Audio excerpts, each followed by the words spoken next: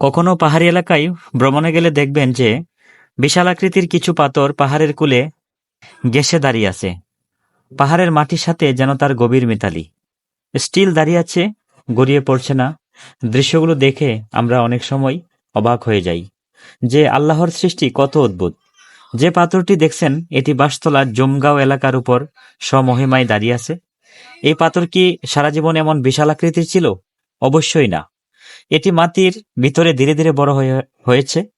প্রতিটি পাথর তার অবস্থান থেকে ছোট থেকে বড় হয়। আপনারা কি জানেন পাথর কেন নিজে থেকে বড় হয়?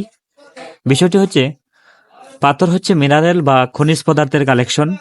আর খনিজ পদার্থ হচ্ছে এক ধরনের ক্রিস্টাল যা সিলিকন, অক্সিজেন এবং কার্বনের মতো উপাদান দিয়ে গঠিত। যখন এক বা একাধিক খনিজ পদার্থ একত্রিত হয় এবং তাদের মধ্যে তাপ এবং চাপের প্রভাব থাকে, তখন পাথর তৈরি হয়।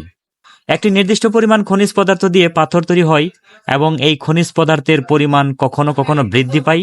এই বৃদ্ধি পাওয়ার সাথে সাথে খনিজ পদার্থের মধ্যে তাপ এবং চাপ বৃদ্ধি পেতে থাকে, যার ফলে পাথর নিচ থেকে বড় হতে থাকে।